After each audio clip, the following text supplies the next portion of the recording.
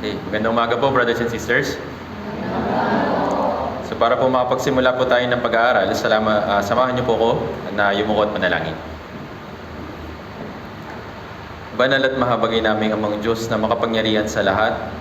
Una-una po sa lahat, nagpapasalamat po kami sa pagliligtas niyo po sa amin bilang isang miserableng makasalanan. Salamat po na isinugo niyo po ang inyong buto na anak na si Jesucristo para tubusin ang lahat naming makasalanan sa pamamagitan po ng kanyang napakahalagang dugo. Sa tuwing inaalala po namin ito, aming Ama, ay labis-labis po kami nagpapasalamat. Nagpapasalamat din po kami sa araw po na ito na binigay niyo po sa amin upang magkasama-sama magtipon dito po sa lugar po na ito upang sama-sama po namin pakinggan ang iyong tinig. Dinadalangin po namin na sa tulong din po ng Espiritu Santo ay buksan niyo po yung aming puso at isipan upang matanggap po namin yung mga biyaya na nais niyo pong ibigay sa amin sa pamamagitan po ng iyong salita. At naway sa pamamagitan po nito, maging kalakasan po namin ito sa aming Christian life upang mabuhay ng naayon sa inyong kalooban hanggang sa muli niyong pagdating. Alam po namin Ama na kami po ay mahina, madali pa rin natatanginan sa libutan, at ganoon din sa mga pagnanasa ng aming laman. Kaya patuloy po kaming humingi ng tulong sa iyo sa paggabay niyo po sa amin sa pang-araw-araw namin pamumuhay bilang inyong anak. Nagpapasalamat din po kami sa nakaraang Bible Seminar dun po sa Buena Vista. Nagpapasalamat po kami na kumilos po na kayo dun sa lugar po na iyon, at ganoon din, tinulungan niyo po yung aming tagapangaral na si Evangelist Michael para po sa pangaral ng Ebanghelyo. At kayo po ay nakakaalam kung sino po yung mga tunay na naligtas, at pakiusap, gabayin niyo po sila upang makapagpatuloy din po sila sa pamumuhay nila bilang anak ng Diyos. Ngayon po aming Ama, dinadalangin din po namin yung mga kapatiran na maaaring nakakaranas po ng iba't ibang mga kahirapan, physically and spiritually. Patuloy niyo po silang palakasin. Patuloy niyo po silang bigyan ng panibagong kalakasan upang mapagtagumpayan po nila yung mga pagsubok na nararanasan po nila. Ganon din yung mga brothers and sisters po na maaaring hindi po namin makakasama sa oras po na ito. Kung nasa man po sila at ano man po yung kanilang ginagawa, patuloy niyo po silang ingatan, patuloy niyo po silang gabayan. At naway sa susunod po namin mga gawain ay makasama po namin sila dito po sa church. Muli aming Ama, sa iyo lamang po kami umaasa at nagtitiwala. Maraming salamat po. Lahat po na ito ay dinadalangin po namin sa makapangyarihang pangalan ng Panginoong Jesucristo. Amen. Tingnan po natin sa ating mga Biblia sa Aklat ng Efeso, chapter 1. Efeso chapter 1, babasahin po natin mula verse 19 hanggang 22.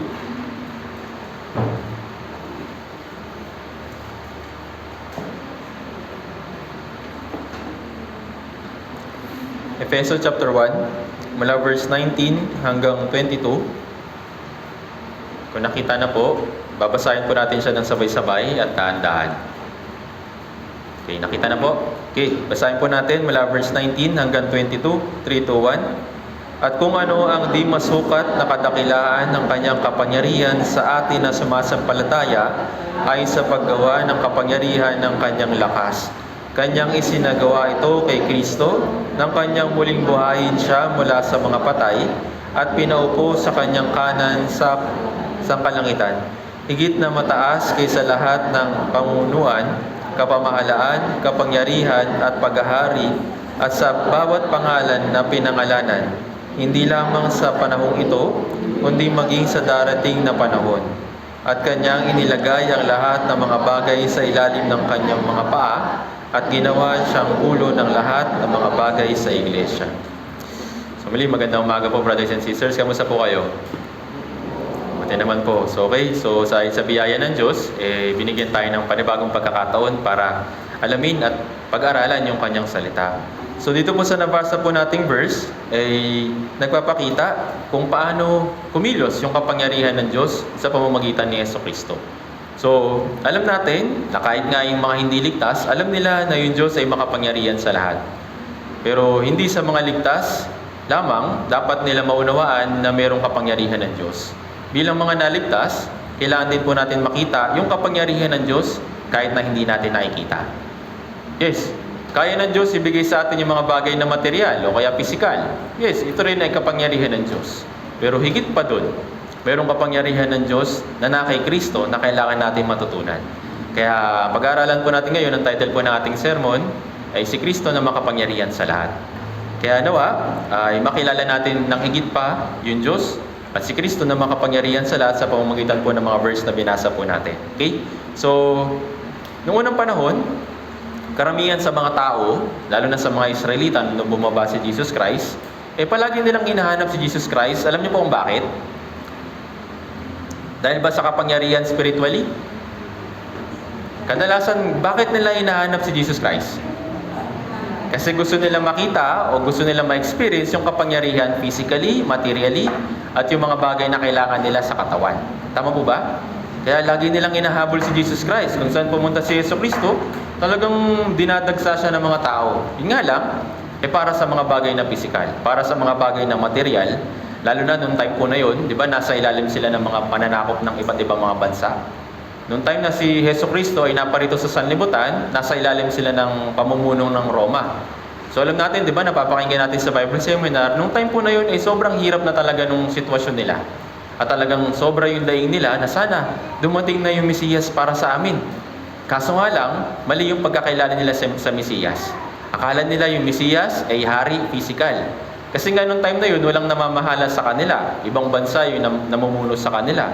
Kaya inaasam nila na yung Mesiyas yung hari na mamumuno sa kanila. Tapos siya yung magtatanggol sa kanila sa iba't ibang mga bansa na sumasakop sa kanila. Kaya nga nung time na yun, nung hindi pumayag si Jesus para pamunuan sila sa politika, sa mga bagay na material, nagalit sila kay Yesu Cristo, di ba? Kung hindi naman pala ikaw yung Mesiyas na makakatulong sa amin, kailangan ka na namin dispatchahin, wala ka ng silbi para sa amin. Kaya ano nangyari? Nakita natin sa kasaysayan, ayun, kahit na yung bansang pinili ng Diyos o yung bayang pinili ng Diyos na Israel, ipinapako nila si Yesu Cristo. Kasi nga mali yung pagkakilala nila dun sa Mesiyas. Kala nila yung Mesiyas ay makakatulong sa kanila physical.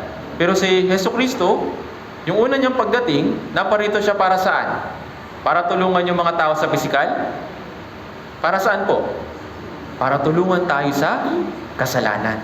Tama po ba? Yun yung pinakamabigat na dahilan o pinakadahilan. Kaya naparito si Yesu Cristo dun sa unang pagkakataon. Para nga tulungan tayo mga tao, lalo na dun sa mga Israelita. Kaso nga lang, hindi ito nakita ng mga Israelita. Na-expect nila, si Yesu Cristo magtatanggol sa kanila. Kaso nga lang, ayun, mali yung pagkakilala nila kay Yesu Cristo that time. Pero eventually, dahil nga sa kapangyarihan din ng Diyos, ipinaunawa naman sa atin ngayon na tayo ngayon ay hindi na umaasa sa kapangyarihan ng Diyos sa physical lamang, kundi umaasa tayo sa Diyos, sa kapangyarihan ng Diyos, lalo na sa mga bagay na espiritual.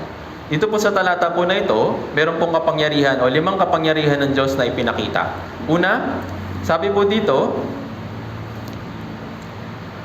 sa verse 20, Kanyang isinagawa ito kay Kristo nang kanyang muling buhayin siya mula sa mga patay. So ito po yung pinakauna. Tapos pangalawa, ano po yung isa pang kapangyarihan ng Diyos?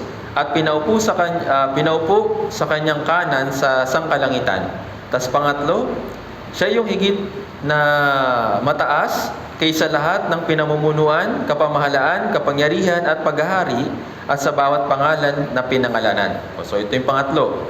At pang-apat, hindi lamang sa mga panahong ito, kundi maging sa darating na panahon, at kanyang inilagay sa lahat ang mga bagay sa ilalim ng kanyang mga paa. So ito po yung pang-apat. Tapos ano po yung panghuli? Ano po yung kapangyarihan ng Diyos? Sabi dito, ginawa siyang ulo ng lahat ng bagay sa iglesia. So ito pong 5 bagay po na ito, yung pag-aaralan po natin. So unahin po na natin, pag-isipan natin kung saan ba nanggagaling yung kapangyarihan. Una, syempre, ito'y galing sa Panginoon o dun sa Creator God. Nasa Kanya yung kapangyarihan ng lahat ng bagay dito sa mundo. Tignan po natin ito. Awit 62. Awit, number 62, verse 11.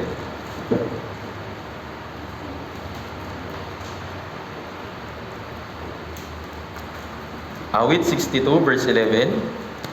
Kung nakita na po, babasahin po natin ng sabay-sabay. Awit 62, verse 11. Nakita na po, basahin natin sabay-sabay. 3, 2, 1. Ang Diyos ay nagsalitang minsan, 2 ulit kung narinig ito, na ang kapangyarihan ay sa... Kanino daw nanggagaling yung kapangyarihan? Sa Diyos. Kasi nga, siya yung Diyos. Naintindihan po? So, kung wala yung kapangyarihan ng Diyos, wala yung lahat ng bagay dito sa mundo. Kahit na nakikita natin yung mga magagandang bagay dito sa mundo, nag-i-exist yun dahil sa kapangyarihan ng Diyos. Kung wala yung kapangyarihan ng Diyos, hindi natin matatawag yung Diyos na Diyos. Naintindihan po? Yung Diyos, yun po yung pinaka-highest pangalan ng Diyos. So, meron siyang iba't iba pa pangalan. Pero sa Old Testament, so next time pag-aaralan po natin yun. Pero yung Diyos nga, siya yung makapangyarihan at siya yung may, sa kanya nanggagaling yung kapangyarihan. Dahil siya mismo yung Diyos. Naintindihan po. Kaya nga, sa pamamagitan ng kanyang salita, nalika yung lahat ng bagay. Imagine po ninyo, sa pamamagitan ng words na lumabas sa bibig ng Diyos, nalika yung lahat ng bagay dito sa mundo. So, salita pa lang yun, di ba? What more pa kaya sa pamamagitan ng kanyang kamay o sa pamamagitan ng kanyang bisig, gagawin niya yung kapangyarihan niya. Kaya, mula sa mga himala na kanyang ginawa, mula sa naparito siya at ipinakita niya yung kanyang kapangyarihan, physically naman. Doon sa time na si Jesucristo ay naparito, para ipaunawa sa mga tao na siya yung Diyos at makapangyarihan sa lahat, nagpapakita siya mga himala. So, hindi lang po yun para pagalingin yung mga tao, hindi lang para tulungan sila physically, ganyan. Hindi po. Kaya po ginagawa ni Jesus Christ yung mga himala that time para ipakita na talaga siya yung Diyos. Meron pa po bang ibang tao o kung sino man na nabuhay sa kasaysayan na may kakayahan para bumuhay ng patay? Meron pa po ba? Wala na, di ba? Meron pa po bang ibang tao na may kakayahan na mula sa pagkabata, merong isang tao na inborn yung pagkabulag niya o kaya pagkalumpo niya, tapos pinalakad at binigyan ng paningin ni Jesus? Meron pa po bang ibang tao? Wala. Kaya sa pamamagitan ng mga kapangyarihan na yon, ipinapakita ni Jesus na siya yung Diyos. Kaya nga ibang tao, di ba, nagdududa kay Jesus Christ that time. Iniisip lang ng mga tao, si Jesus, propeta lang yan. Isa lang siyang mabuting guro. Isa lang siyang mabuting manggagamot. Pero higit pa doon, sinasabi sa Biblia na yung Diyos, nasa Kanya yung kapangyarihan. Kasi nga, siya yung source ng kapangyarihan. Tama po ba? Siya yung Diyos na makapangyarihan na lumikha ng lahat ng bagay dito sa mundo. At si Jesucristo, kaya nga nagagawa niya yung mga bagay na kapangyarihan ng Diyos, hindi lang spiritually, kundi physically, kasi nga, nasa Kanya yung Espiritu ng Diyos. Tingnan po natin ito. Gawa chapter 10.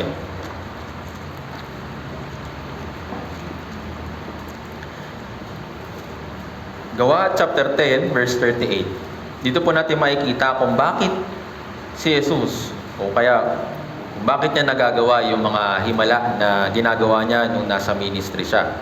Tingnan po natin. Gawa chapter 10, verse 38. Basahin po natin ng sabay-sabay, 3-1.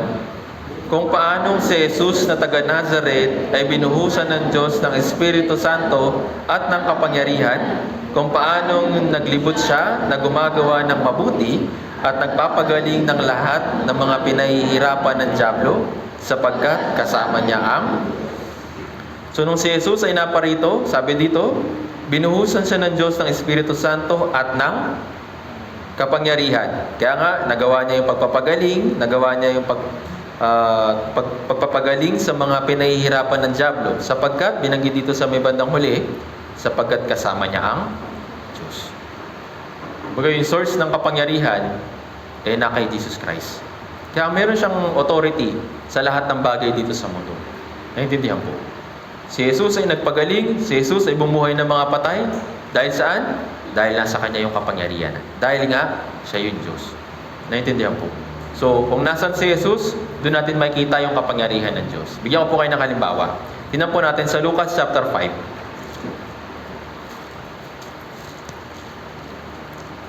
Lucas chapter 5, verse 17.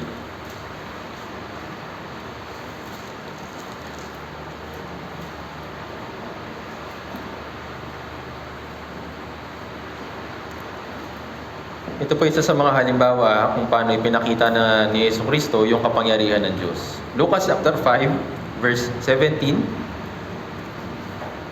Basahin po natin mula verse 17 hanggang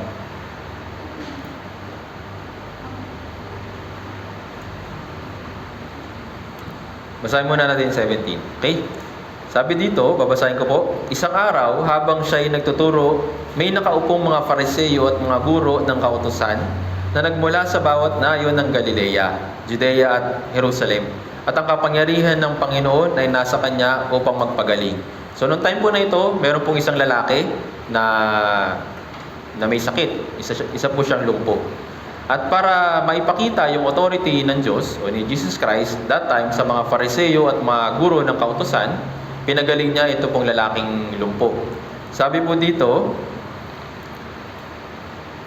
verse 22, subalit batid ni Jesus ang kanilang mga iniisip at sinabi nila sa kanya, bakit ninyo ito pinag-aalinlangan sa inyong mga puso? So that time, so yun nga, si Jesucristo, meron siyang authority sa lahat. Meron siyang authority sa physical, material, at ganoon din sa pagpapatawad ng kasalanan.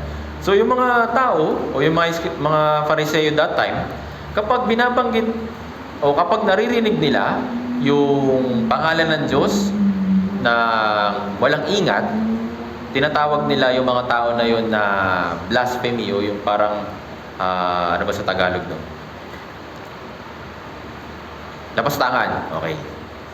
So, kapag merong nagbabanggit ng pangalan ng Diyos that time, nang walang ingat, tapos binabanggit lang ng wala lang, tinatawag sila ng mga lapastangan that time.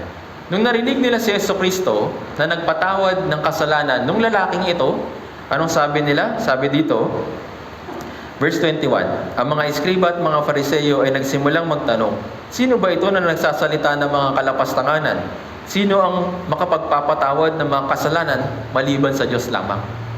So para sa kanila, hindi nila nakikita yung otoridad ni Jesucristo na may kakayahan siya na ipakita physically yung kapangyarihan ng Diyos at ganoon din sa pagpapatawad ng kasalanan. Kaya nga nagtaka sila, sino ba itong tao na ito? Bakit ganito siya magsalita? Kalapastanganan. Pero para si Jesus hindi mahulog sa mga karunungan lang ng tao, sinagot niya sila, bakit ninyo ito pinag-aalinlangan sa inyong mga puso?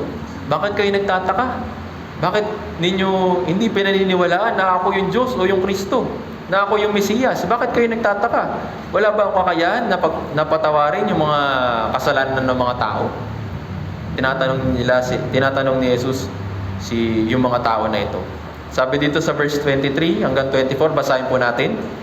Alin ba ang mas madali? Ang sabihing pinatatawad na inyong mga kasalanan o ang sabihing tumindig ka at lumakad?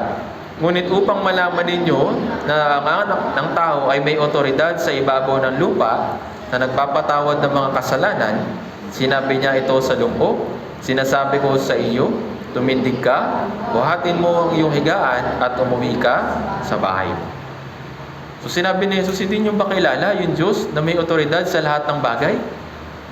Nais ipakilala ni Jesucristo yung kanyang sarili, hindi lang sa pagpapakita ng kagalingan o kaya mga pagbibigay ng mga material na bagay, kundi nais din niyang ipakita o ipakilala yung kanyang sarili na meron siyang otoridad na makapagpatawad ng kasalanan. Ito si Jesucristo na naparito nung unang beses. Kaya diba, nung nakita siya ni John the Baptist sa John chapter 1 verse 29, narito, ito ang kordero ng Diyos na makapag-aalis ng kasalanan sa libutan. Tama mo ba? Si John the Baptist, na-recognize niya kung ano yung kapangyarihan ng Diyos. Na itong si Jesucristo, hindi lang siya bastang tao. Siya yung Diyos. Siya yung Diyos na nagkatawang tao at siya si Jesucristo. Kaya nga meron siyang otoridad na ipakita yung kapangyarihan ng Diyos, lalo na sa pagpapatawad ng mga kasalanan. So hindi lang sa himala, may papakita ni Jesus yung kanyang kapangyarihan, kundi sa pamamagitan din ng mga bagay na espiritual o yung hindi nakikita. So sa pamamagitan ng gawa, ipinapakita ni Jesucristo para maunawaan ng mga tao na sa pamamagitan na ng salita niya, nangyayari yung himala. Dito, hindi naman niya sinabi dito, o hindi naman hinipo ni Jesus yung lalaking lumpo. Sinabihan lang niya, tumindig ka, tumayo ka, tapos ligpitin yung gamit mo, umuwi ka sa inyo. Hindi naman niya hinawakan yung lumpo, di ba? Pero dahil po sa salita ni Jesus, gumaling yung lalaki na ito. At hindi lang siya basta gumaling physically, kundi siya rin ay napatawad on the spot sa kanyang kasalanan. Tama po ba? Ito po yung kapangyarihan po ng Diyos.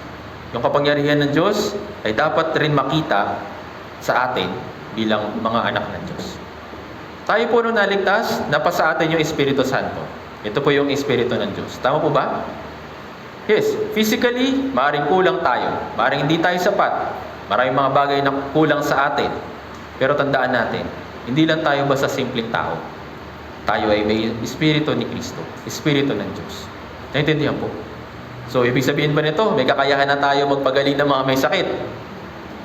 Hindi po. Ano po yung kapangyarihan na pwede nating magawa sa ibang tao? Ano po? Ipaalam sa kanila ito. Tama po ba? Ipaalam yung katotohanan. Ito po yung kapangyarihan ng Diyos. Bakit? Nasa sa atin yung katotohanan. Tama po ba? At itong katotohanan na ito ay yung makapagbibigay ng kaligtasan sa mga tao sa paligid po natin. Ibinigay itong otoridad na ito sa atin. Yes, wala tayong anumang miracle na kayang gawin dito sa mundo. Hindi po yun pinahintulot sa atin ng Diyos. Pero meron siyang kapangyarihan na ipinigay sa atin. Ano po ito? Yung authority para mag-evangelize. Tama po ba? Meron po bang ibang tao na makapagsasabi sa atin ng daan patungo sa kaligtasan maliban lang dito sa Biblia? Wala na po, di ba? Kaya sa pamamagitan po ng Biblia na ibinigay sa atin, meron tayong kapangyarihan o responsibilidad na ibahagi ito sa mga tao sa paligid po natin. Basahin po natin yung Mateo chapter 28, verse 19 hanggang 20.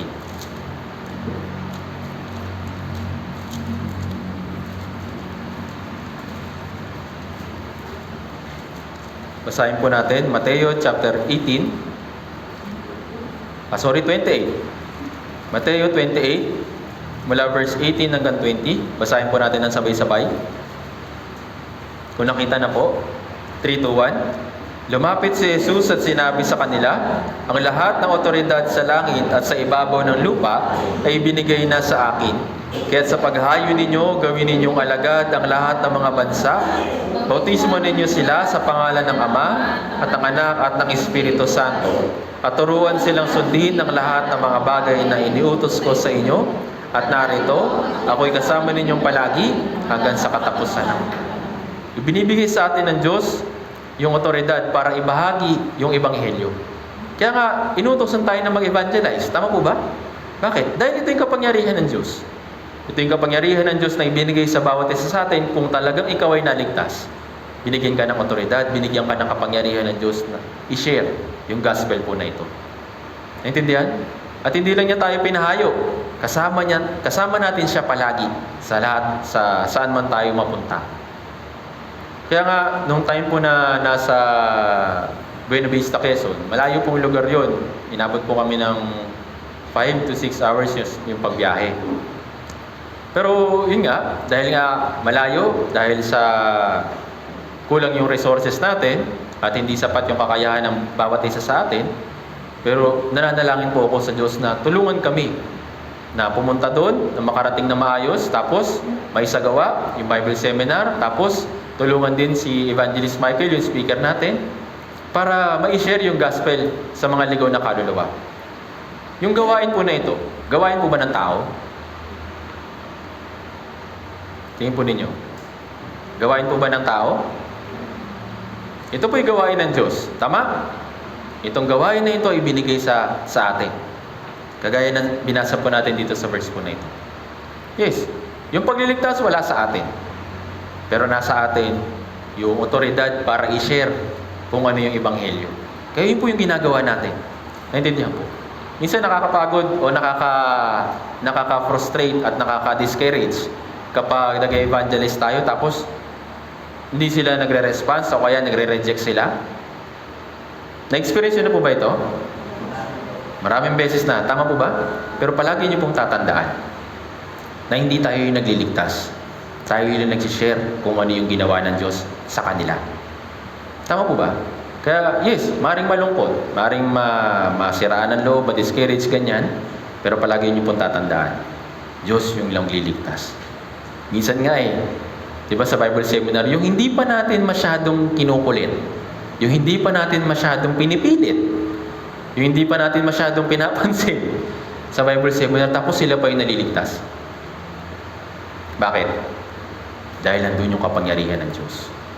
Kumilos sa kanila yung kapangyarihan ng Diyos. Tama po ba? Marami po akong nakita mga ganitong klaseng brothers and sisters. Yung dating parang, okay, nandito siya. Pero nakafocus kasi ako dun sa isang tao lang na sana siya yung malisave, ganyan. Kasi siya yung pinagpipray ko, siya yung inaalalayan ko, ganyan. Pero hindi siya nagre-response, so hindi positive yung response niya. Pero dun sa mga hindi pa natin inaasahan, sila pa yung naliligtas. Bakit? Bakit po? Dahil nandun yung kapangyarihan ng Diyos. Naintindihan po. Dun po sa Buenavista, meron po mga, sabihin na natin matanda na nakikinig. At meron din mga bata. So mix yung audience ng mga nakikinig ng Bible seminar. Di ba imagine po ninyo, bilang isang matanda, tapos uupo ka ng 2 oras o kaya higit pa, tapos makikinig ka ng buong diwa mo sa Bible seminar, para sa kanila mahirap na po yun. Tama po ba? Kasi kulang na yung lakas nila, hindi na sapat. Pero kahit ganun pa man, kumilos yung Diyos sa puso nila, ipinawanawa kung ano yung ebanghelyo. Naunawa nila kung ano yung ebanghelyo. Tama po ba? Ganun din. Kahit na sa mga teenager o kaya sa mga minor, di natin na-expect na maunawaan nila yung ebanghelyo. Dahil po yun sa kapangyarihan ng Diyos. Naintindihan po. Kaya palagi dapat natin hanapin, palagi dapat natin i-seek yung kapangyarihan po ng Diyos. Kasi nga, tayo ay mga tao na kulang at hindi sapat sa kapangyarihan. Pero yung kapangyarihan na yun ay binigay sa atin ng Diyos sa pamamagitan ni Yesu Cristo. Isang halimbawa po dito si Apostol Pablo. Si Apostol Pablo, that time, alam natin yung background niya, di ba? Siya po yung mga usig, nagpapapatay siya ng mga Kristiyano. Talagang salungat siya dun sa paniniwala sa New Testament. Pero dahil po sa kapangyarihan ng Diyos, naligtas din siya. Tama po ba? Ano yung paraan para ipaipakita yung kapangyarihan ng Diyos sa kanya? Ano po yung ginawa ng Diyos sa kanya? Binulag siya, di ba? At nung nabulag siya, doon siya nagpakumbaba, doon niya nakita yung kapangyarihan ng Diyos. Kaya nga, sa sobrang liwanag, nabulag na siya, di ba? Physically and spiritually, dahil nga si Apostol Pablo ay bulag. Pero doon sa time na yun, doon nakipag-usap yung Diyos sa kanya. At doon siya na-save. Tama? Tapos, ginamit si Apostol Pablo ng Diyos para sa pangangaral naman sa mga Hintil at ganoon din sa mga Hudyo that time. Kaya nga, sa pangangaral ni Apostol Pablo, maraming na-save. Naintindihan po. Kasi nga, ibinigay sa kanya yung otoridad na yun. Yung kapangyarihan na yun para ibahagi yung ebanghelyo. Tignan po natin ito. Gawa chapter 9.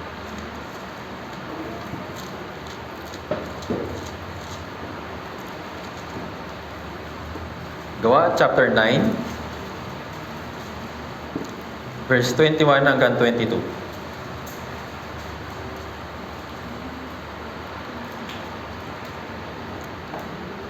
Basahin po natin. Gawa chapter 9 verse 21 hanggang 22. Ito po yung patotoo ni Apostol Pablo sa Damasco. Basahin po natin. 3, 2, 1. Lahat ng nakarinig sa kanya ay namangha at nagsabi, hindi ba ito ang lalaking pumuksa sa Jerusalem sa mga tumatawag sa pangalang ito? At nagparito siya para sa layuning ito upang sila'y dalhing nakagapos sa harap ng mga punong pari. Ngunit lalo pang naging makapangyarihan sa pangangaral si Saulo at kanyang nilito ang mga Hudyo na naninirahan sa Damasco sa pagpapatunay na si Jesus ang Kristo. Dahil po si Apostol Pablo ay naligtas, sabi dito, ngunit lalo pang naging makapangyarihan sa pangangaral si Saulo. Bakit? Kasi nasa kanya yung kapangyarihan ng Diyos. Naintindihan po?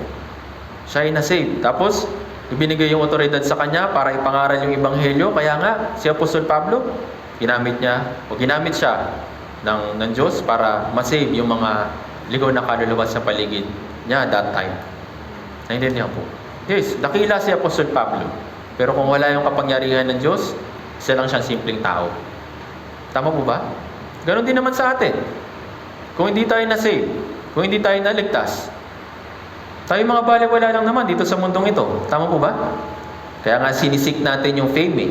Hinahanap natin yung karangalan, hinahanap natin yung pangalan, yung title. Kasi nga wala sa atin yun. Tama po ba? Pero dahil nga tayo naligtas, nagkaroon ng kabuluhan yung buhay natin dahil kay Kristo. Naging valuable tayo sa harapan ng Diyos bilang anak ng Diyos. Naintindihan po? Yes, maaaring hindi makita ito ng ibang mga tao, pero ito po yung ating identity. Maaaring ituring nila, okay, isa lang siyang nag-church doon sa isang building, doon sa Santa Rosa, ganyan. Pero sa harapan ng Diyos, tayo po yung anak niya. Tayo po yung binigyan niya ng maluwalhating gantimpala na makakapasok na sa kaharian ng Diyos. Yun po tayo. Kaya huwag po ninyong ikahiya yung pagbabahagi ng Ebanghelyo. Nakalagay po dun sa slogan po ninyo sa church news, di ba? Ano po nakalagay dun sa harapan?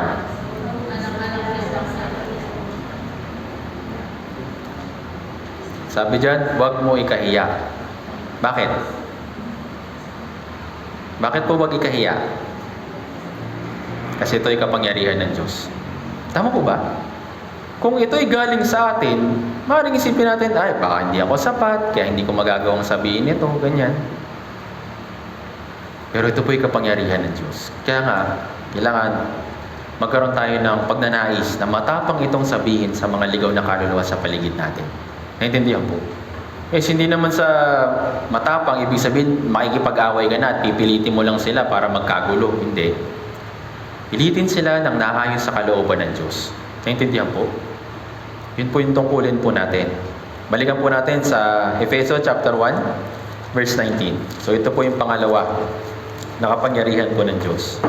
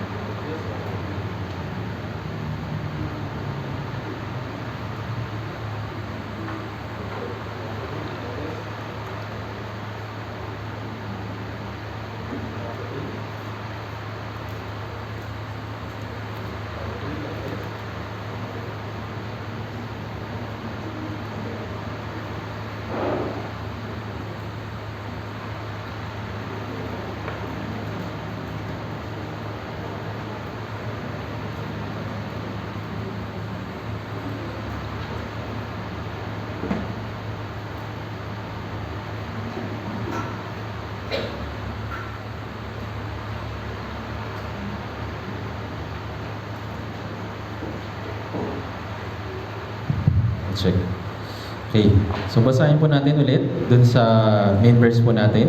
Efeso chapter 1. Efeso chapter 1 verse 19 hanggang 20. Basahin po natin sabay-sabay. 3, 2, 1. At kung ano ang di masukat na kadakilaan ng kanyang kapangyarihan sa atin na sumasampalataya ay sa paggawa ng kapangyarihan ng kanyang lakas, kanyang isinagawa ito kay Kristo ng kanyang muling buhay siya mula sa mga patay at pinaupo sa kanan ng sangkalangitan.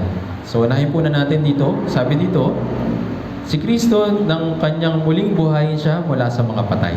Sa pamamagitan po ng muling pagkabuhay ni Jesucristo, dito po natin makikita yung kapangyarihan ng Diyos. Mula sa kamatayan, hanggang sa muling pagkabuhay, makikita natin yung resulta ng kapangyarihan niya. Ano po yung nangyari? Yung kaligtasan. Sabi sa unang Korinto chapter 1 verse 18, sapagkat ang salita ng krus ay kahangalan sa mga napapahamak, ngunit sa atin na inililigtas, ito ay kapangyarihan ng Diyos. Kaya nga dun sa krus, dun natin nakita yung kapangyarihan ng Diyos. Ano po yung ipinakitang kapangyarihan ng Diyos? Dun sa John chapter 19 verse 20, verse 30, anong sabi niya? Natupad na. Yung word po na yun, merong otoridad. Bakit? Kasi ngayon yung mission ng Diyos. Ano po yung tinapos niya? Ano po yung tinupad niya? Yung kaligtasan. Tama po ba? Tapos, nung siya ay inilibing, pagkalipas ng 3 araw, siya ay nabuhay. Tapos, anong sabi niya naman dun sa mga alagad? Ano po sabi niya dun sa mga alagad? Kapayapaan ang sumainyo. So, dun sa word, dalawang word na yun. So yung before, tsaka yung after, dun natin makikita yung kapangyarihan ng Diyos. Bakit? Kasi yung beginning at yung end ng ministry ni Yesu Cristo. Naintindihan po? Yung natupad na binanggit niya bago siya mamatay, yun po yung umpisa ng kaligtasan ng mga tao sa mga ng time po na yun hanggang sa makarating sa atin. Kaya nga ibinibigay niya ngayon sa atin yung kapayapaan. Nasa inyo na po ba yung kapayapaan? Yes, ito po yung nangyari dahil sa kapangyarihan po ng Diyos. Naintindihan? Pero yun nga, yung ibang tao, akala lang nila dun sa krus, simpleng bagay lang, tapos simpleng kahoy lang. Pero para sa atin, na mga nakaunawa ng mensahe ng krus, dito natin makikita yung kapangyarihan ng Diyos. Naintindihan po? Yung ibang tao, para sa kanila kulang pa yung krus. Kaya kailangan nilang gumawa, kailangan nilang magpakabait, kailangan nilang sikapin yung pagpasok sa langit. Pero para sa atin, 100% po na ipinakita ng Diyos yung kapangyarihan niya doon sa krus. Naintindihan po? Doon lang tayo dapat magtiwala. Yun lang yung dapat natin panghawakan, yung mensahe ng krus sa kaligtasan. Naintindihan po? Kaya para sa atin, wala nang ibang paraan para idagdag pa doon sa mensahe ng krus o kapangyarihan ng krus. Dahil ito ay tinapos na ni Yesu Cristo at binigyan niya tayo ng kapayapaan para sa atin. Ngayon, after naman ng krus, nawawalan na ba ng bisa yung krus para sa atin? Hindi po. Yun din yung source ng kalakasan na meron tayo. Yung source ng kalakasan sa pagpapatuloy ng ating Christian life. Kaya, halimbawa, sa Bible Seminar, bakit tayo na-encourage na palaging umattend ng Bible Seminar kahit na ilang beses na natin napakinggan ito? Bakit? Kasi ba nakakalimutan natin? Bakit? Bakit tayo palaging ini-encourage na join tayo sa Bible Seminar kahit na ilang beses mo pa yan napakinggan? Bakit kailangan natin makibahagi sa Bible Seminar? Una, para ma-sure mo talaga kung ikaw ay naligtas. Tama? Pangalawa, ito po yung isang panibagong kalakasan na makapagbibigay sa atin. Ano pong sabi sa Biblia? Balikan mo yung una mong pag-ibig. Minsan, sa atin bilang mga Kristiyano, minsan, habang nagpapatuloy tayo sa Christian life natin, nababaling yung puso natin na ibigin yung mga bagay ng sanlibutan. Noon, after nating maligtas, 100% yung pag-ibig sa Diyos. 100% yung kagalakan sa kaligtasan, ganyan. Pero habang tumatagal, minsan pakunti ng pakunti. Tapos darating tayo sa time na parang, bakit ganito? Parang ang hirap. Parang ayoko na. Parang hindi na ako makapagpatuloy. Parang gusto ko nang itigil yung Christian life. Ano po yung mabisang paraan para ma-recover yung kagalakan ng kaligtasan? Tingin palagi dun sa krus. Tama po ba? Tumingin palagi dun sa krus. Kasi yun yung ating kaligtasan. Yun yung kalakasan na makapagbibigay sa atin ng panibagong encouragement para makapagpatuloy sa Christian life natin. Naintindihan po? Kaya hindi lang po umpisa para sa atin yung krus. Huwag natin hayaan na maalis yung ating puso doon sa krus. Kasi nandun yung kapangyarihan ng Diyos para naman sa Christian life natin. Naintindihan po?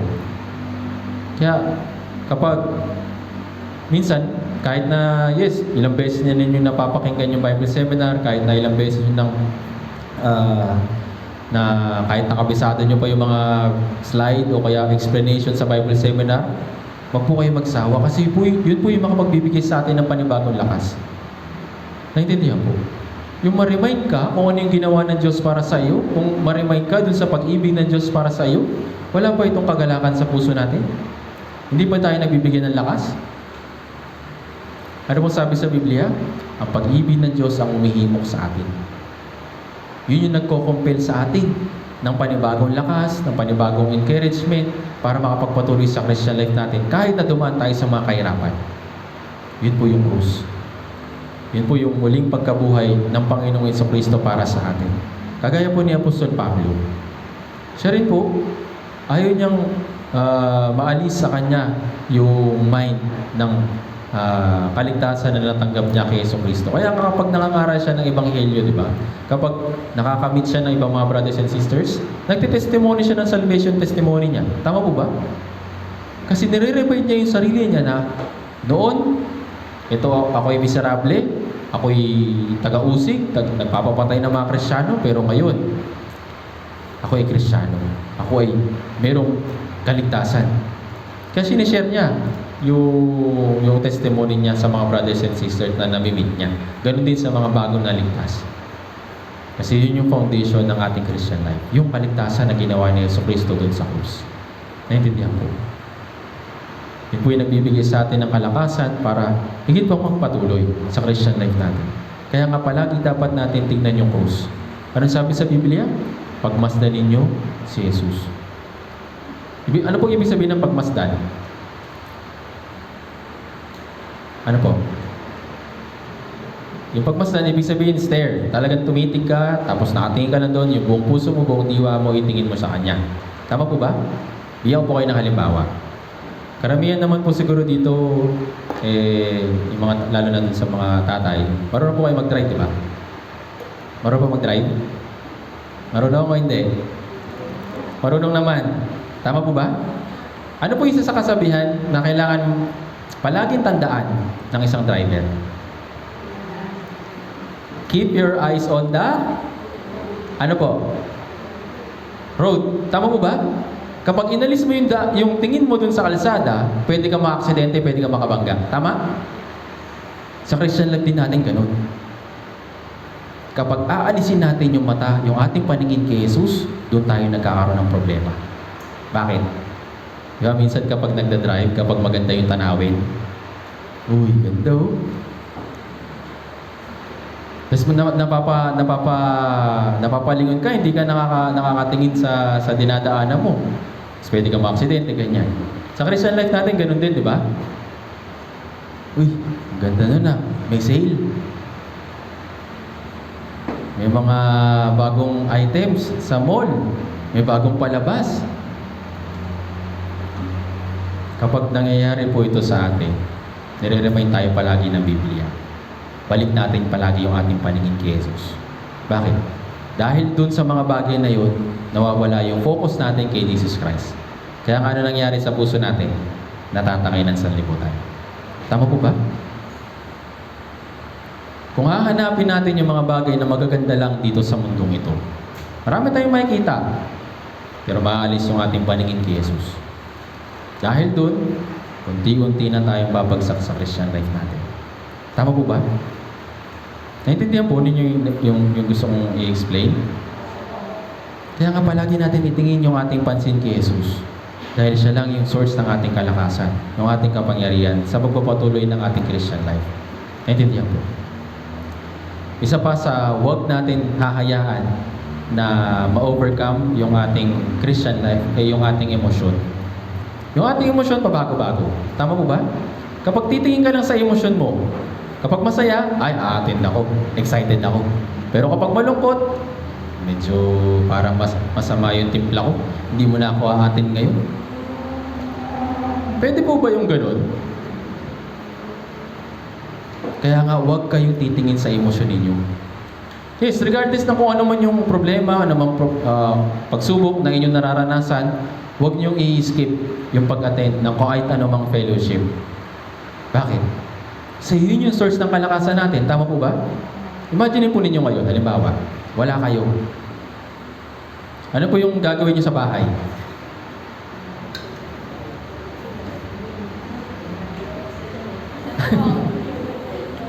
Iba yung tinitignan. Tama po ba?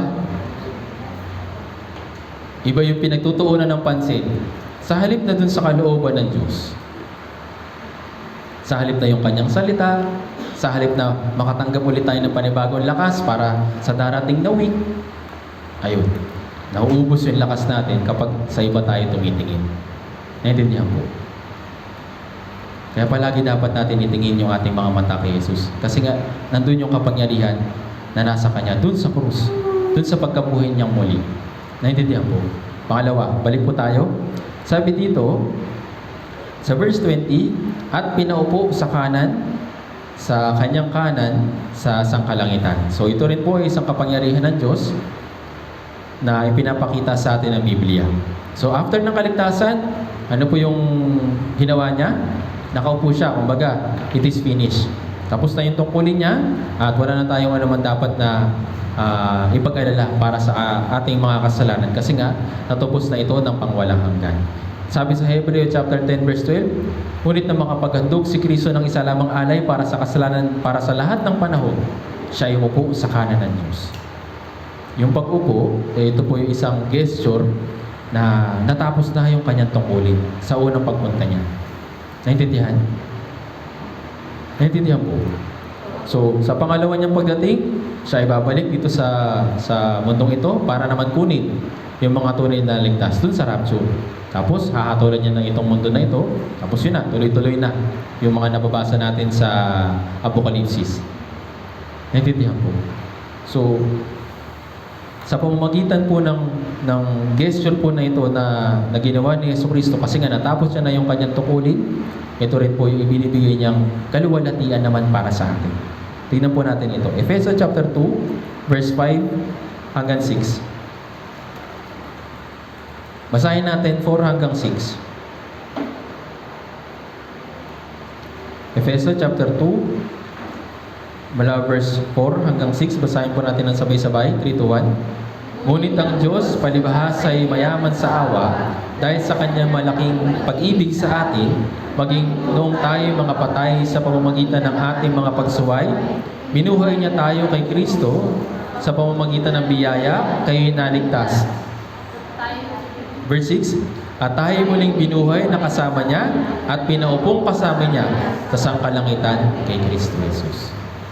Gaano po ba kalaki yung kaluwalhatian na nagkaroon sa atin? Sabi dito, pinaupong kasama niya. At tayo muling binuhay na kasama niya at pinaupong kasama niya sa sangkalangitan kay Kristo Jesus. Ito po yung isa sa, para sa akin, ito po yung isa sa pag-asa ko na yung kaluwalhatian na hindi ko makukuha dito sa sanlibutan, may kaluwalhatian dun sa langit. Imagine po ninyo, katabi natin si Jesucristo. Tayo, di ba? Kapag merong isang kilala o sikat na tao dito sa lipunan natin, tapos inimbitahan ka, tapos sabi niya, punta ka sa bahay, tapos mag-lunch tayo o kaya mag-dinner tayo. Imagine po ninyo, halimbawa si BBM, yung presidente, in-invite kayo, tumawag sa'yo. Punta ka dito sa Malacanang, sa ganitong araw, ganitong oras, tas kakain tayo ng magkasama. Mag-aanda ako. Ano po pakiramdam? Hindi, mas masarap ulam namin dito eh. Ganun po ba? Ano po mararamdaman nyo kung kayo tatawagan ng presidente ng Pilipinas? Masaya, di ba? Isang karangalan yun para sa atin. Tama po ba? Kahit na isang mababang tao lang tayo, tapos iimbitahan tayo na makasama ng presidente sa pagkain. Sobrang malaking karangalan yun para sa atin. Tama po ba? What more pa kaya? Yung makasama, makaupo, yung lumikha ng buong mundo, buong universe. Maliit ba na karangalan yun? Sobrang karangalan yun para sa atin. At yun yung pag-asa natin. Kapag dumating na yung Panginoong Jesucristo, papaupuin niya tayo sa katabi niya. Ito yung anak ko. Ito yung gumawa ng kalooban ko habang na siya'y nasa sanlibutan. Siya yung sumunod at siya yung nagsakripisyo para yung mga tao sa paligid niya ay maligtas. Ito po yung ating malaking karangalan pagdating natin dun sa langit. Hindi lang tayo basta iniligtas ng Diyos. Nag-ready siya ng upuan para sa atin. Imagine po ninyo kung gaano kalawalhati yung biyaya po na ito para sa atin. Kaya nasaan po yung pag-asa ninyo? Dito sa lupa? Huwag dapat. Dapat dun sa langit. Kasi yun ay pangwalang hanggan. Tama po ba? Yes, maaaring makuha natin yung mga bagay dito sa mundo, pero panandalihan lang ito. Pero yung kaluwalhatian na ibinibigay sa atin ng Diyos, ito po'y pangwalang hanggan.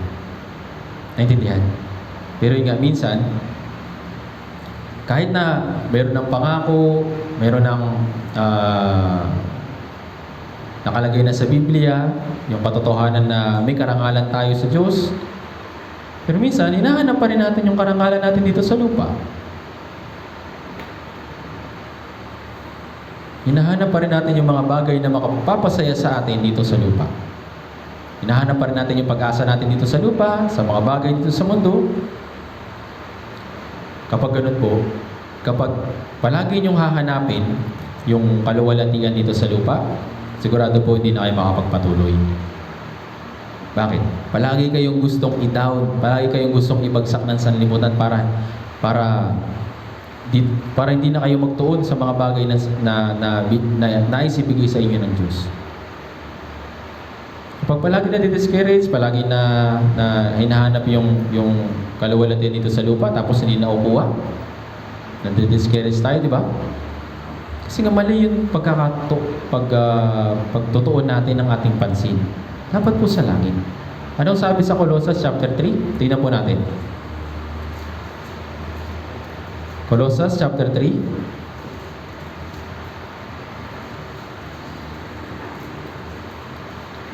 Colossus chapter 3, mula verse 1 hanggang 2. Basahin po natin. Colossus chapter 3, mula verse 1 hanggang 2. Basahin po natin sabay-sabay. 3, 2, 1. Kung kayo ngay muling binuhay na kasama ni Kristo, ay hanapin ninyo ang mga bagay na nasa itaas, na kinaroroonan ni Kristo, na nakaupo sa kanan ng Diyos. Ituon ninyo ang inyong pag-iisip sa mga bagay na nasa itaas, hindi sa mga bagay na nasa lupa. Kung talagang tunay tayo naligtas, ayon ng Diyos na magtuon tayo ng ating pansin dito sa lupa. Kasi nga ito'y mawawasak din. Ito'y temporary lang. Kaya anong sabi niya sa atin? Kung kayo ngay muling binuhay na kasama ni Kristo, ay hanapin ninyo ang mga bagay na nasa itaas. Ano po ito? Yung mga bagay na pangwalang hanggan. Yung may kinalaman sa espiritu, may kinalaman sa espiritual. Sabi dyan sa verse 2, ituon ninyo ang inyong pag-iisip sa mga bagay na nasa itaas, hindi sa mga bagay na nasa lupa. Naintindihan po? Tandaan po natin, after po ng rapture, ito po yung makikita natin. Makikita natin yung mundo mawawasak. Habang nandun tayo sa langit, ito po yung ini-imagine ko kapag nangyari na po yung rapture, di ba? Yung mundo, dadaan sa seven years tribulation, tapos yung pagkawasak ng mundo sa Armageddon War, tapos yung Millennium Kingdom, tapos tatapusin na ng Diyos yung buong mundo. Doon, pinapanood natin yun sa langit. Naintindihan? Ito po yung kaluwalhatian na meron tayo. Meron pong isang sikat na mangangaral noong unang panahon. Pangalan po niya si C.S. Lewis. Alam niyo po yung palabas na Narnia? Di ba meron siyang trilogy ng Narnia na palabas? Yun po ay hango sa isang aklat niya. Si C.S. Lewis, sabi niya, Englishin ko na lang, all that is not eternal is eternally useless. Kung ano yung mga bagay na may hangganan, yun ay walang hanggang, walang silbi o useless lang. Gets po ninyo? Kung ano man yung mga bagay na panandalian lang sa mundo, dun sa langit, ito'y pang walang hanggang, walang silbi o useless para sa atin. Naintindihan? Kaya nga ayaw ng Diyos na ituon natin yung ating pansin dito sa lupa. Kasi ito'y temporary lang. Naintindihan? Yes, kailangan natin magtrabaho. Kailangan mag-aaral. Kailangan kumita ng pera. Pero wag ninyong aalisin yung inyong pansin din sa Diyos.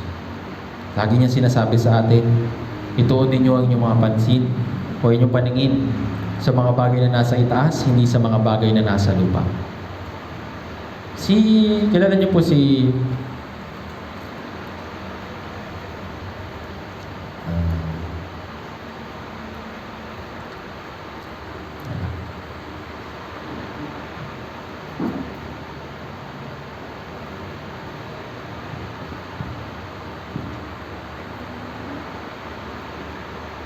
Kilala niyo po si Deacon Esteban?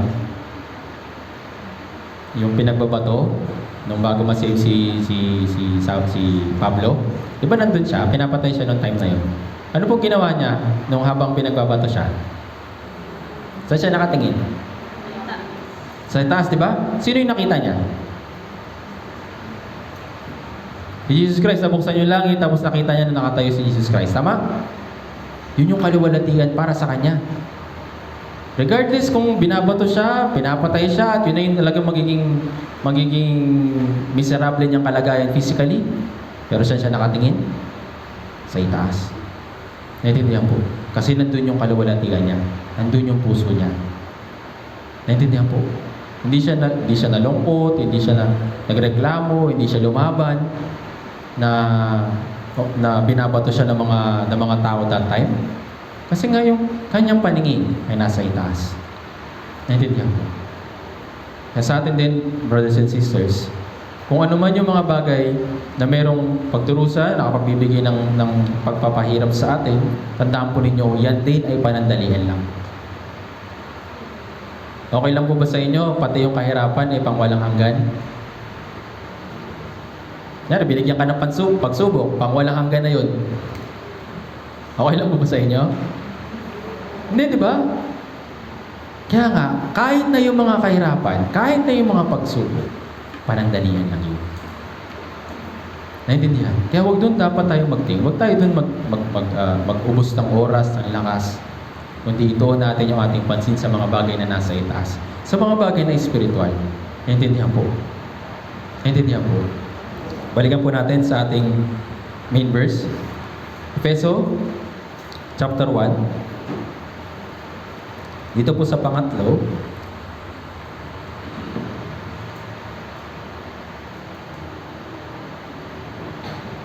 Sabi po sa verse 21, higit na mataas kaysa lahat ng pamunuan, kapamahalaan, kapangyarihan, at paghahari, at sa bawat pangalan na pinangalanan.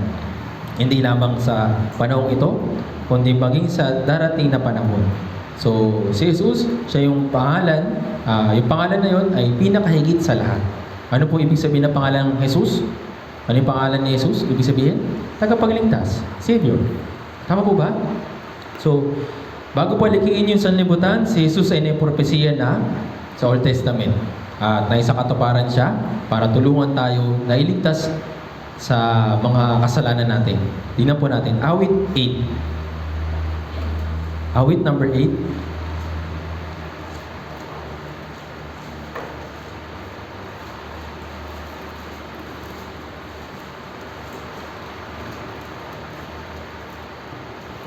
Awit number 8, basahin po natin mula verse 1 hanggang 9. Basahin po natin. Awit number 8, mula verse 1 hanggang 9, 3 to 1. O Panginoon, aming Panginoon, sa buong lupa ay napakadakila ng iyong pangalan. Sa itaas ng mga langit ay inaawit ang iyong kaluwalhatian. Mula sa bibig ng mga sanggol at mga musmos, ikaw ay nagtatag ng tanggulan dahil sa mga kalaban mo, upang patahimikin ang kaaway at ang mga naghihiganti sa iyo.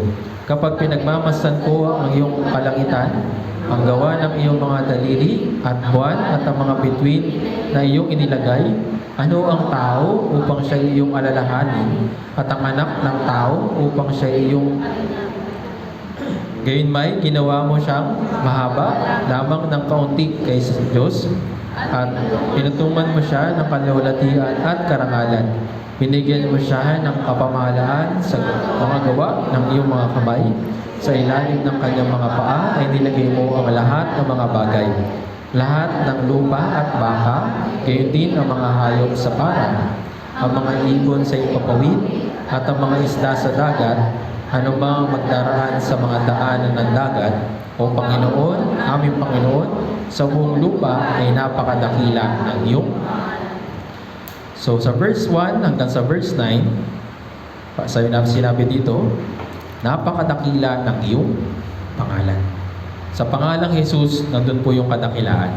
Hindi lang mismo basta pangalan, yung pangalan ng Diyos o pangalang Jesus. Nakakabit po dito, yung Diyos. Sa pamamahala ay nasa Kanya. Lahat ng pamamahala ay nasa Kanya. Lahat ng kapangyarihan ay nasa Kanya. Lahat ng bagay na inilagay sa ilalim ng Kanyang mga paa. Kaya nga, siya yung may otoridad sa lahat ng bagay dito sa mundo. Lalo na sa pamumuhay sa bawat isa sa atin. Lahat ng nilalang dito sa mundo, sa hayop man, sa halaman, at lalo na sa atin, sa buong lupa ay napakadakila ng iyong pangalan. Naintindihan po? Siya yung pinakamataas.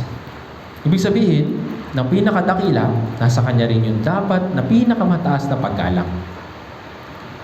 So yung pinakamataas na paggalang, kanino dapat natin ibigay? Kay Jesucristo. Doon po sa last verse na binasa po natin, sabi doon, siya yung ulo ng iglesia. Yung head of the church. Sino siya? Si Jesucristo. Naintindihan po? Ibig sabihin ng ulo, siya yung may otoridad. Siya yung may pamamahala. Siya yung nagbibigay ng order. Tapos, tayo po mga bahagi ng katawan ni Kristo, tayo po yung nag-execute. Tama po ba? Yun po yung church. Yun po tayo na inilagay ng Diyos dito po sa loob ng iglesia.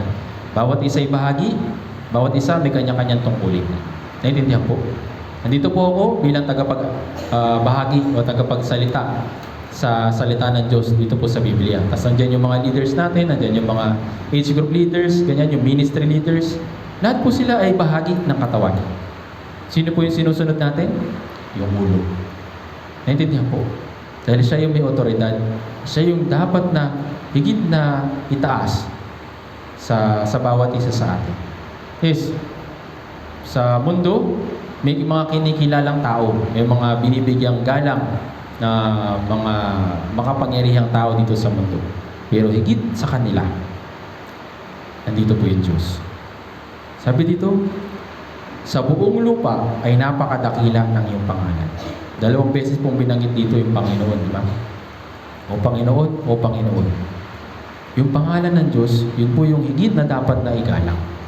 Naintindihan po. Sa Old Testament, meron pong ganitong klaseng case. Na sa halip na papurihan yung Diyos, sa halip na luwalhatiin yung Diyos, meron pong isang tao na nakagawa ng malaking kasalanan sa harapan ng Diyos. Gusto niyang agawin yung kaluwalhatian ng Diyos. Gusto niyang agawin yung otoridad ng Diyos that time. Kilala niyo po si Absalom? Kilala niyo po siya? Parang hindi kilala. Papakilala ko po sa inyo siya. Tingnan po natin. 2 Samuel chapter 15. Kalawang Samuel chapter 15 mula verse 1 hanggang 6.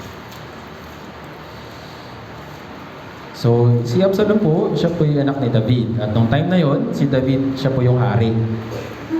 Dahil nga, si David yung hari, so siya yung may otoridad that time. At kumikilos yung Diyos sa pamamagitan ni Haring David. Tingnan po natin yung isang kwento po na ito. 2 Samuel chapter 15, verse 1 hanggang 6. So nakalagay po sa title, di ba? Si Absalom ay nagsimula ng paghihimagsik. Basahin po natin mula verse 1 hanggang 6 para meron po tayong counting background para na rin po sa iba. 2 Samuel chapter 15 mula verse 1 hanggang 6, basahin po natin sabay-sabay, 3, 2, 1. At nangyari pagkatapos nito, naganda si Absalom ng isang karwahe at mga kabayo at 50 lalaking tatakbo sa unahan na nauna sa kanya. Nakagawian na ni Absalom na bumangon maaga at tumayo sa tabi ng daang sa pintuang bayan kapag ang isang tao ay may dalang usapin upang idulog sa hari para hatulan. Tatawagin siya ni Absalom at sasabihin, taga saang bayan ka?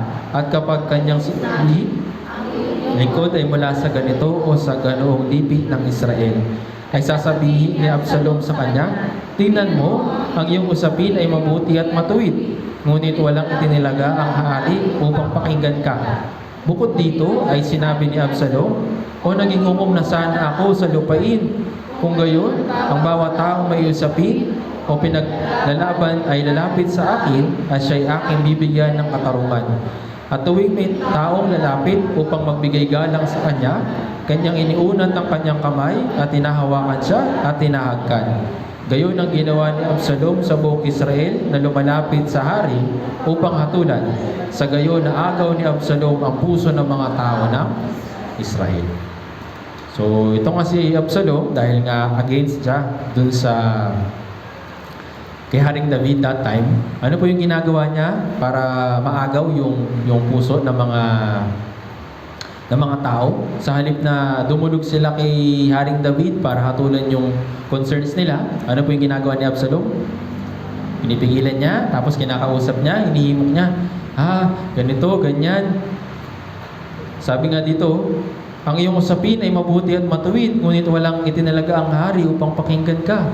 Hinihimok na yung ibang mga tao na siya sa kanya magsabi, na sa kanya magsumangguni. Sa halip na dun sa hari. Nung hari, that times ay si Haring David. At nasa kanya yung kapangyarihan po ng Diyos. Kaya kung meron mang concerns, yung mga tao sa Israel, dapat dumulog sila sa hari. Tama po ba? Kaso nga lang itong si Absalom, ayun, inaagaw niya yung puso ng mga tao. At dahil doon, naagaw yung puso ng mga tao ng mga Israelita, naghimagsik din sila na kalabanin si Haring David that time. At itong si Absalom, yun nga, nagkaroon siya ng puso na bawiin o agawin yung trono ni Haring David na ibinigay sa kanya ng Diyos. So, hindi siya nagpasakop sa otoridad na ibinigay ng Diyos kay Haring David. Ayaw niya sumunod. Kaya nga gumawa siya ng sarili niyang paraan para agawin yung puso, para maghimagsik yung mga tao sa Diyos.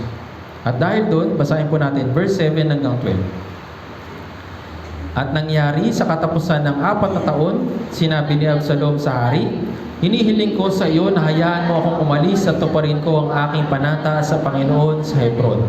Sapagkat ang iyong lingkod ay gumawa ng isang panata samantalang ako'y naninirahan sa Geshur sa Aram, na sinasabi, kung tunay na dadalhin ako muli ng Panginoon sa Jerusalem, ay sasamba ako sa Panginoon. Sinabi ng hari sa kanya, humayo kang payapa. Kaya tumindig siya at pumunta sa Hebron. Ngunit si Absalom ay nagsugo ng mga espiya sa lahat ng mga lipi ng Israel na sinasabi, pagkarinig ninyo ng tunog ng trompeta, ay inyo ang sasabihin, si Absalom ay hari sa Hebron. Sumama kay Absalom ang 200 lalaki sa mga inanyayahang panauhin mula sa Jerusalem at sila'y pumarong walang kamalay-malay at walang dalalamang anuman. Samantalang si Absalom ay naghandog, ipinasugod niya si Ahitofel na Gelonita na tagapayo ni David mula sa kanyang bayang Gilo. Ang pagsasabwatan ay lumakas at ang taong kasama ni Absalom ay patuloy na.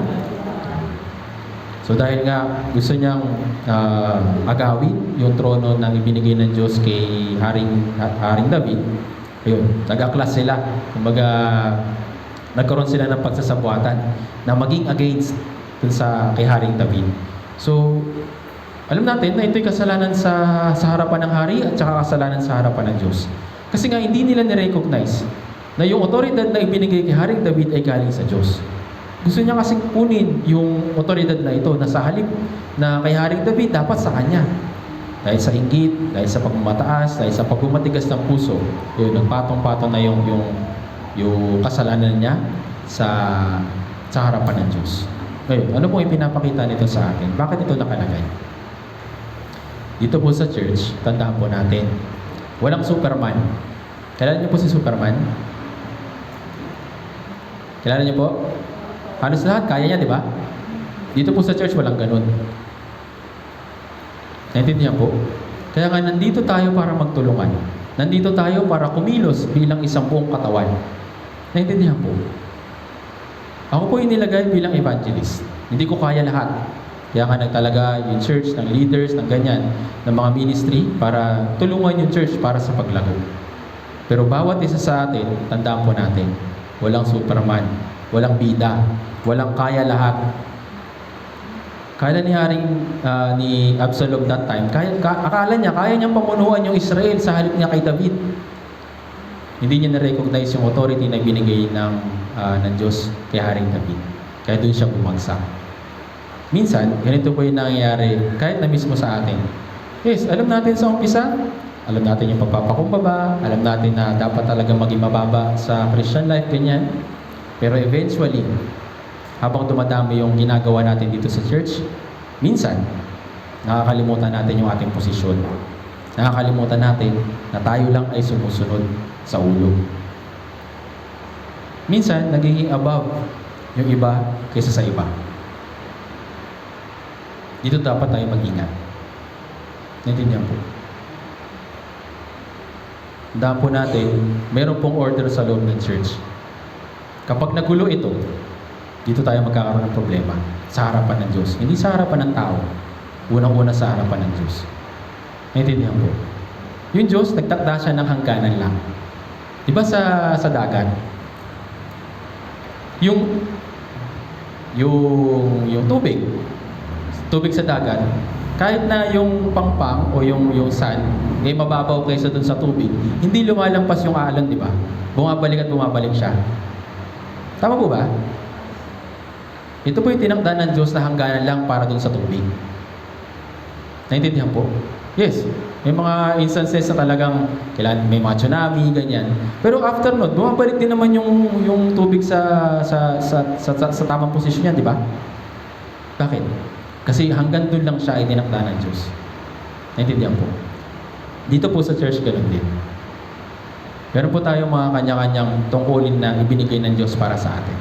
Kung lalampas ka doon, magkakaproblema. Dito po dapat tayo mag-ingat. Naintindihan po? Meron po tungkulin yung mother's group, at tungkulin yung father's group. Yung father's group, pwede ba siya mag-overtake sa gawain ng mother's group? Magkakagulo kapag gano'n. Tama po ba? Si mother's group, pwede ba siya mag-overtake sa gawain ng father's group? Pwede po ba? Kapag nangyari yun, magkakagulo. Magiging walang kaayusan sa loob ng church. Naintindihan po? Ang nais ko pong i-point po sa inyo ay yung Diyos, nagtatalaga siya ng may kapangyarihan. O dito sa kagaya nito noong time na ito si Haring David. Yung authority. So, yung authority na ito binigay kay Haring David. Kaso nga lang itong si Absalom, gusto niya agawin. Kasi nga, sa palagay niya, siya yung merong kakayahan para humatol or gumawa ng pamamahala bilang isang hari. Pero sa harapan po ng Diyos, hindi po yun maganda. Kasi nga, nawawala yung order. Naintindihan po? Pag yung tao ay nawala sa kanyang posisyon, dito po nagkakagulo. Isa pa pong halimbawa, si Satan. Si Satan ay isang anghel ng Diyos. Siya po isang lingkod lang. Tama? Pero bakit siya pinabagsak? Bakit? Gusto niya maging higit kaysa sa Diyos. Tama po ba? Kaya anong ginawa sa kanya ng Diyos? Inalagay siya sa pinakamababa na lugar doon sa impyerno. Bakit? Dahil doon sa pagnanais niya na umovertake doon sa Diyos. Kagaya ni Absalom. Pinatay po siya, kawawa po siya. Kasi nga, doon sa kasalanan na ginagawa niya sa harapan ni Haring David that time. Naintindihan po? So yung Diyos, siya yung dakila at siya yung may otoridad sa bawat isa sa amin. Kasi nga siya yung ulo. Naintindihan? Kung ano yung sinabi sa atin ng Diyos, kung ano yung nakalagay sa Biblia, yun yung ating sundin. Kung merong ipinapagawa sa atin yung Diyos, gawin natin. Naintindihan? Ano sabi sa Biblia? Tingnan po natin.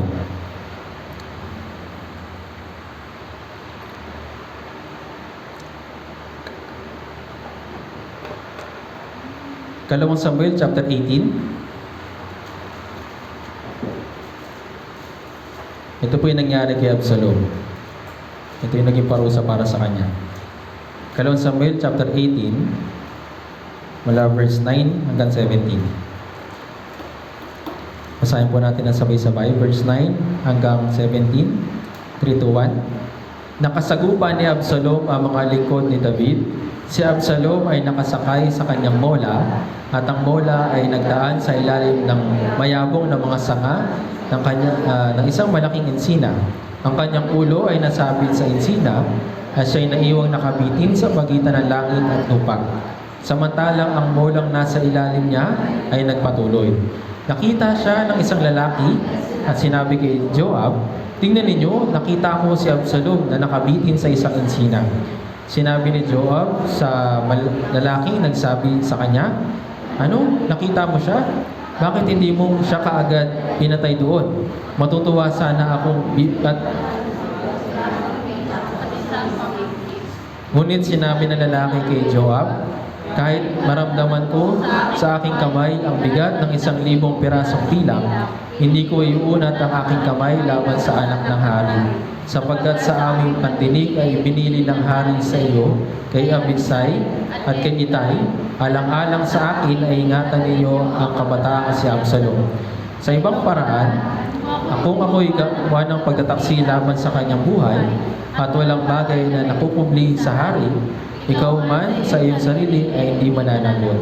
Na magkagayoy sinabi ni Joab, hindi ako magsasayang ng panahon na gaya nito sa iyo. At siya'y kumuha ng 3 palaso sa kanyang kamay at tinusok sa puso ni Absalom, samantalang siya'y buhay pa sa gitna ng insinang. 10 kabataan na tagadala ng sandata ni Joab ang pumalibot kay Absalom at kanilang pinatay siya. Hinipa ni Joab ang trompeta at ang hukbo ay bumalik mula sa pagtugis sa Israel sapagkat pinigil sila ni Joab. Kanilang kinuha si Absalom at kanilang inihagi siya sa isang malaking hukay sa gubat at tinabunan siya ng isang malaking bunton ng bato at ang buong Israel ay tumakas, bawat isa sa kanyang tolda. So ano po yung naging consequences ng ginawa ni Absalom?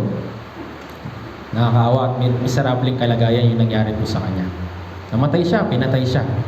Tama po ba? Bakit siya nagkaganito? Alam niyo po yung word na brainwash? Yung merong katotohanan. Pero gusto niyang i-twist yung katotohanan kaya siya nagsasalita ng mga bagay na salungat sa katotohanan. At pinaniniwala niya yung mga tao na gano'n yung katotohanan. Yun po yung brainwash. Tama po ba? Yun po yung ginawa ni Absalom. Inimok niya yung mga tao. Huwag kayo sumunod kay Haring David. Ako yung makakapagsabi sa inyo ng mabuti at masama na hatol. Dahil po doon, ayun. Hindi niya na-recognize na si Haring David yung itinuring na hari that time. Kaya yun. Nangyari po pinarusaan siya ng Diyos, pinatay siya ng Diyos. Kasi nga dahil sa kanyang pagmamataas. Isa pa po, kilala niyo po si Haring Herod? Sa New Testament naman. So, i-explain ko na lang. Si Haring Herod that time, siya po yung namamahala sa Galilea. So, yung time na yun, makapangyarihan siya. Kaso nga lang, yung mga tao that time, nirecognize siya bilang Diyos. Kumbaga, nung time na humaharap siya sa mga tao, susuot niya yung matitingkad at magarbong kanyang damit. Kapag nagpapakita siya sa mga tao, talagang grabe. Kumikinang talaga yung damit niya. Nung time na yun, tinatawag siya ng mga tao, tinig ng Diyos at hindi ng tao. Yung small letter T na Diyos. Kumbaga, para dun sa mga tao na namamahala o dun sa kaharian ni Haring Herod, para sa kanila, siya yung Diyos. Kumbaga, nire-recognize siya na, ito yung Diyos namin, ito yung makapagbibigay sa amin. Kasi siya nga yung makapangyarihan that time. Alam niyo po kung ano nangyari sa kanya? Pinarusahan siya ng Diyos. Alam niyo po kung anong ginawang parusa para sa kanya? Basahin niyo po sa Aklat ng Gawa, chapter 12. Nandun po yung kwento. Summarize ko na lang.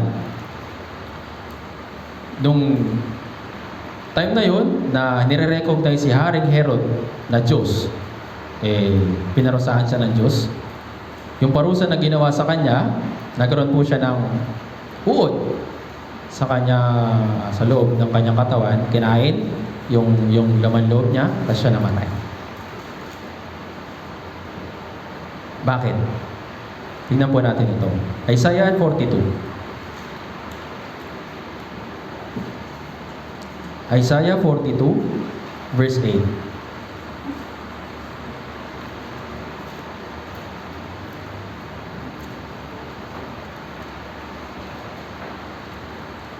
Isaiah chapter 42, verse 8. Basahin po natin ang sabay-sabay. 3 to 1. Ako ang Panginoon, iyon ang aking pangalan.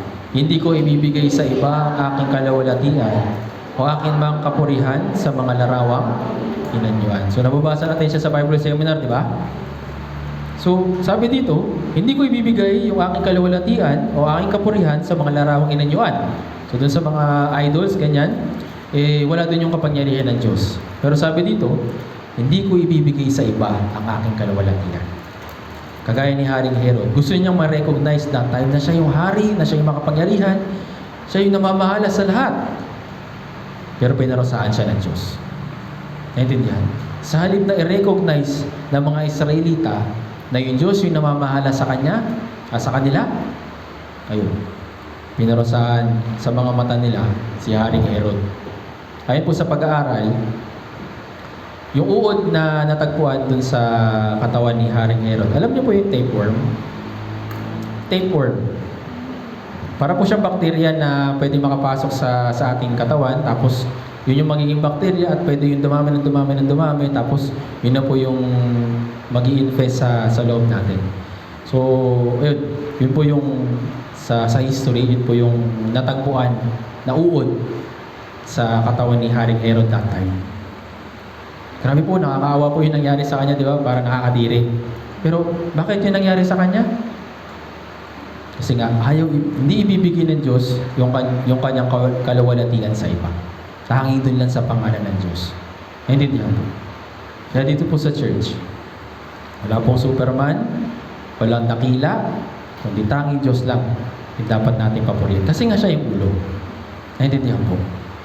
Dapat siya yung ating palaging i-recognize, siya yung dapat nating itaas, at siya yung dapat nating pasalamatan sa lahat ng bagay na meron tayo. Hindi yun dahil sa ating lakas, hindi dahil sa kakayahan, o dahil sa talino na meron tayo, o kung saan naman, lahat yun ay biyaya na ng Diyos para sa atin. Naintindihan po. Kung magagawa natin papurihan yung Diyos, yun, ibibigay din niya sa atin yung kaluwalhatian na karapat-dapat sa atin. Ano pong sabi ng Diyos sa unang Samuel chapter 15 verse 22? Mas mabuti para sa Diyos yung pagsunod kaysa sa alay. Tama po ba? Yung pagsunod ay pag-recognize sa Kanya bilang ulo. Kung itinuturing natin siyang ulo, naturally, susunod tayo sa Kanya. Susunod tayo sa Kanyang salita. Tama po ba? Pero kung para sa iyo, ang ulo ng buhay mo ay yung sarili mo, ayun, mahihirapan ka sa Kristyanan. Naintindihan po. Tandaan po natin na yung Diyos, yung namamahala sa lahat. Dahil siya nga yung ulo ng iglesia. Siya yung nagbibigay sa atin ng kalakasan spiritually at ganoon din physically na mga bagay na kailangan natin para luwalhatiin din yung pangalan niya.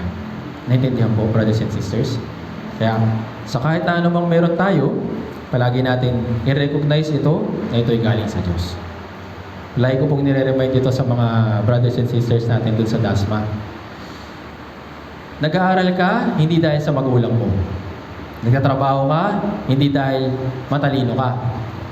Meron kayong kinakain, hindi dahil sa sipag ninyo. Kundi lahat ng iyon ay pinahintulot ng Diyos sa iyo. Dun sa mga nag-aaral po na brothers and sisters, nag-aaral ba kayo dahil may pera si mami at si daddy? Kasi may pambayad ng tuition. Hindi po. Kahit na may pera sila, kung hindi ka pa hintulutan ng Diyos na mag-aaral, wala kang magagawa. Ganun din sa nagtatrabaho. Hindi dahil may trabaho ka kasi matalino ka o kaya may kakayahan ka, kundi pinahintulutan ka ng Diyos na magtrabaho dun sa lugar na yon para luwalhatiin din yung pangalan niya. Naintindihan po? Ganun din, kahit nasa bahay ka lang, lahat ng bagay na meron tayo ay galing sa Diyos. Binibigyan niya ito para sa atin, para luwalhatiin yung kanyang pangalan. Dahil siya yung ulo ng iglesia. Naintindihan po? Naintindihan? Kaya sana po, brothers and sisters, yung kapangyarihan po ng Diyos ay palagi natin ma-recognize. Napag-aralan po natin na mayroong kapangyarihan, ipinakita yung kapangyarihan ng Diyos una sa muli niyang pagkabuhay. Ipinakita yung kapangyarihan niya na may kaluwalhatian na handang ibigay sa atin ng Diyos kapag dumating na tayo dun sa langit, papaupuin niya tayo kasama niya dun sa langit. At meron din siyang, ipinakita din niya yung kanyang kapangyarihan sa pamamagitan ng kanyang dakilang pangalan. At sa pamamagitan din ng kanyang kapangyarihan, lahat ng mga tao o lahat ng kanyang nilikha, sila ay sumusunod. Dahil siya yung ulo ng iglesia. Naintindihan po? Kaya palagi natin hingin, palagi natin asamin yung kapangyarihan po ng Diyos. Huwag tayo umasa sa sarili natin. Huwag tayo umasa sa mga resources natin. Huwag tayo umasa sa mga kaalaman na meron tayo. Tandaan po natin, lahat ng yan ay binigay lang sa atin ng Diyos. Naintindihan po? Kaya nga, at the end of the day, huwag natin kakalimutan sa lahat ng biyaya na ibinigay ng Diyos para sa atin ng buong araw, huwag natin kakalimutan na pasalamatan natin siya. Naintindihan po? Tayo pong lahat tayo mukha manalangin.